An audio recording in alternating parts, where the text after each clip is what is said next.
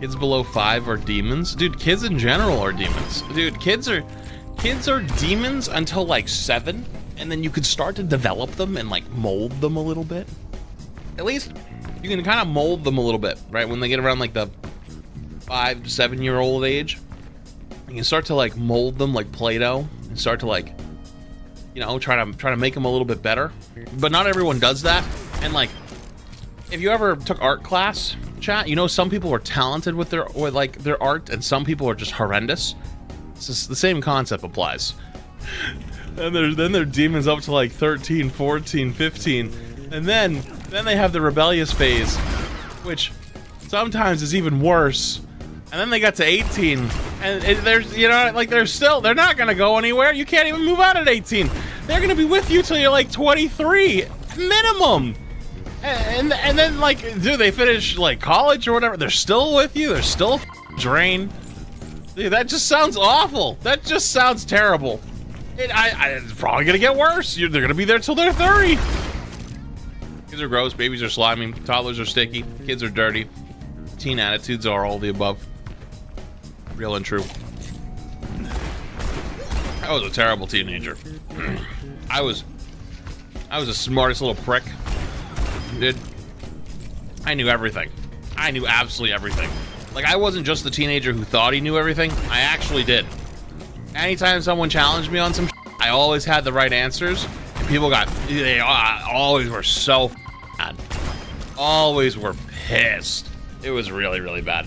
Because then, not only was I the little who thought they were right, but every time I could prove I was right, it got worse. Because then, people would get madder and madder, parents would get madder and madder, and I just double down, triple down. Be like, what's next?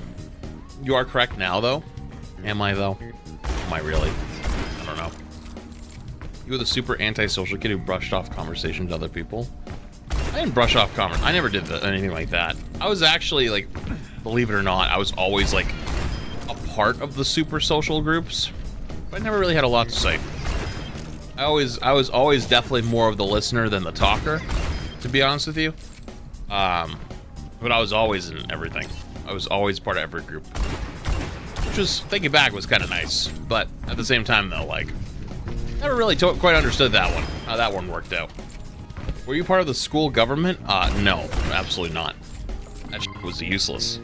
It's not like anime where you get to make decisions. Like, school doesn't do anything. The kid who was our class president literally ran on a joke. Like, the whole point of him running was as a joke. He won. It was funny. Class was defo a hall monitor. You think, wait a minute. Did your schools actually have hall monitors? Because we didn't have those things. That wasn't real. I always thought that was like a American TV joke. Were you ever nominated for prom king? I didn't go. I didn't go to my prom. Dude, I was literally like dirt poor. My mom and me were like barely getting by. I wasn't going. You'd pay first off, I went to a private school. I went to a rich kid's school as a poor kid. You know how terrible that was? Because everyone, first off, I didn't go, so I know the photos, so I know the stories. But everyone showed up in the nicest cars. Like, everybody had the top, like the poorest kids showed up in like brand new like Hellcats, right? I would have shown up in my 1998 Cadillac DeVille that's clapped out, back end is lowered, and it rides like this with a 5.7 liter swapped out engine and a missing a hole in one of the dual exhausts, and the thing was but it was faster than everyone else's normal cars, not the probably whatever they brought from their parents at prom and because everyone brought like literal like top of the line cars, but everyone's dailies to school, oh, don't even start. You pay like $700 for a suit, right? And first off, I'm a big dude. I was a big dude in high school too.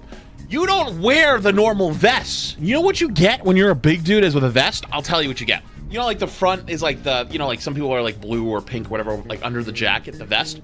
It's not an actual vest that you put on. It's a front bullshit because it's a front vest and then it like, there's like an elastic clip in the back. It's literally front only. It's not real. It's not an actual vest. So if you take your jacket off, it's gone. It's a, yeah, you're right. It's a bib. It's a literal bib. And I was at the place. I wasn't even that big, dude. I really wasn't. Like, I obviously, like, I was obviously bigger than most people. Like, I was still, like, pretty athletic at the time. And I was like, what? I was like, problem was up here. So, waist, they had enough. They could make it work. Shoulder length plus height, it was too much. Because I have a really tall torso. They had nothing that would fit. They were like, yeah, no, sorry. Like, we would just give you this one. I was like, no, what? What? The deposit is like $300, right? And then that's not even it. Then you got to pay the school to go to prom. But you don't go for free. Prom is like $150 per ticket. So they got you on that one because it's an all boys school. Obviously, you're gonna buy your date the ticket too. So it's not $150. It's $150 times 2. And then that's not even it. That's not even it. That's not even it. You get shoes. Shoes were not included in the suit price, the rental suit price. Shoes, $100 minimum.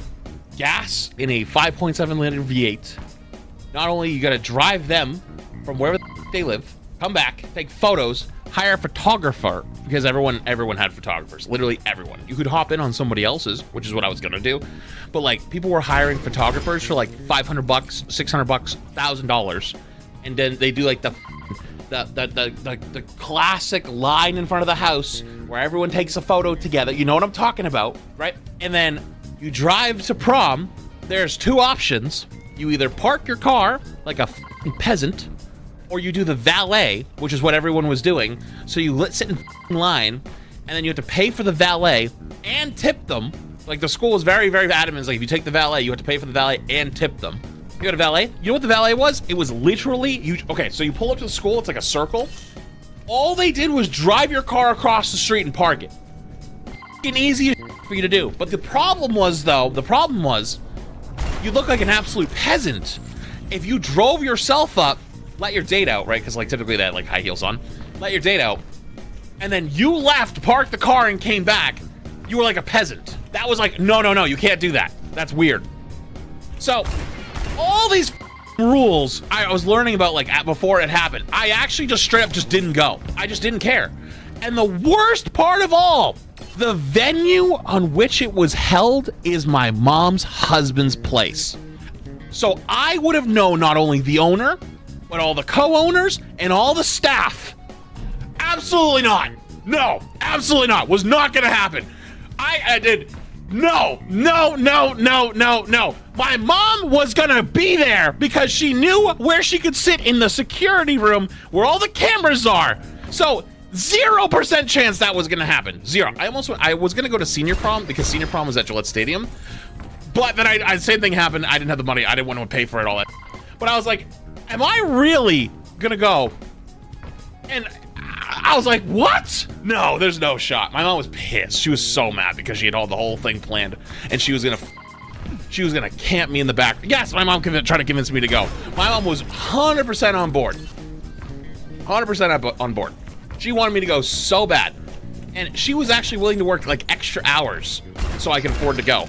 And I was like, absolutely not, no. And then I figured it out later. The reason she wanted me to go so bad is because she had planned it. She had planned to basically watch the entire time. And then I thought about it. Why did I have to pay for prom? Why am I paying for prom? Because the whole point was to pay for the venue. My family's place! Like, what do you mean? Why am I paying you? To be fair, they weren't married yet at that time. But like, they had been dating for many, many years at that point. And even he was kind of like, you could just go if you wanted. Like, you know, like, that was actually what ended up kind of happening.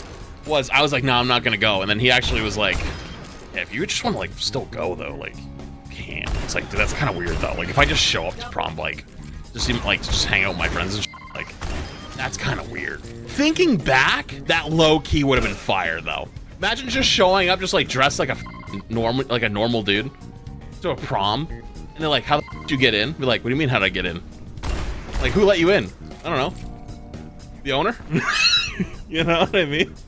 So, thinking back, I should have done that. I realistically should have done that, but yeah, there was a million reasons why I didn't go. And yeah, that's pretty much it.